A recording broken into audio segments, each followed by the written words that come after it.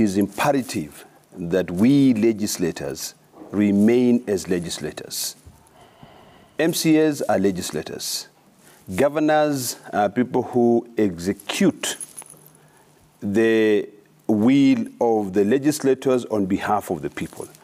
The moment we start demanding things as MCAs or as legislators is the moment we start having problems with the executive.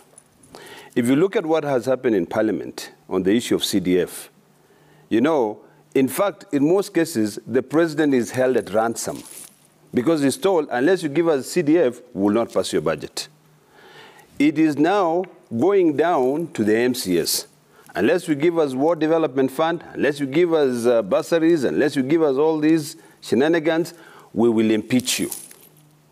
I think for us in the Senate, it now behooves us to be able to come up with a law on procedures of impeachment of a governor. I feel sorry for the governors. Absolutely. Because sometimes you cannot be able to do anything because the MCAs are in your case. But the problem goes down to the wananchi.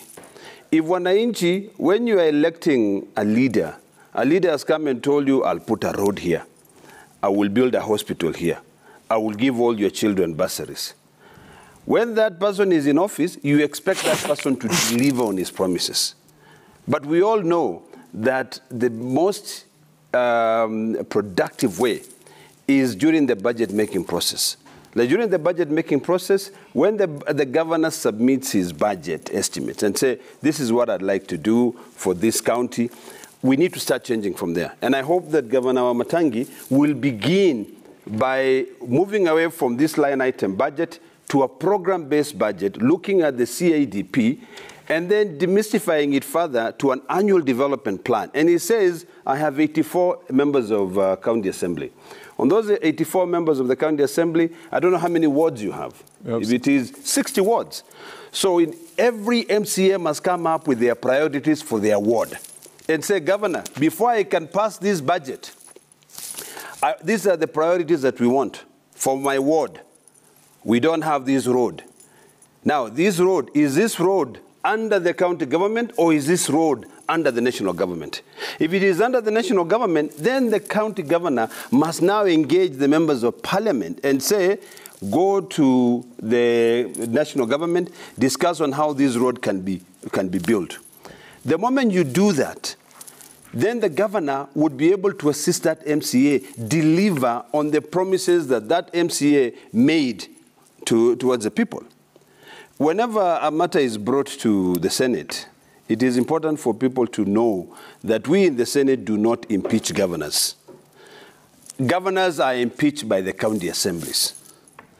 The county assemblies must follow the law. We know we have the County Governments Act.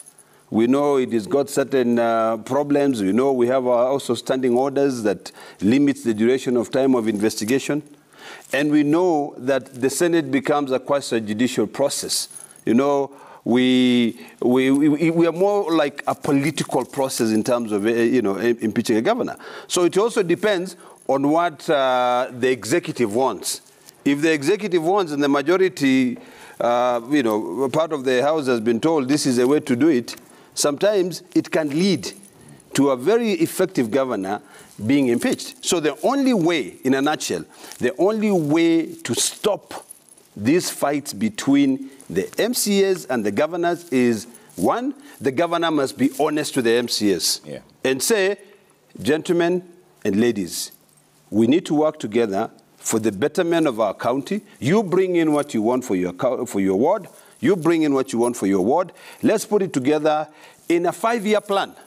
And then in this year, let's do A, B, C, D. Are we agreed? Yes. Number 2, legislators, stay in your line. We write the laws. We make the laws. Okay? We do not implement. The moment we want to start implementing the laws, the moment we start having problems with those people who are supposed to be able to implement. Okay. So those are the only 2 ways that we can stop having problems. All right. Legislators with the president and also MCAs with the governors.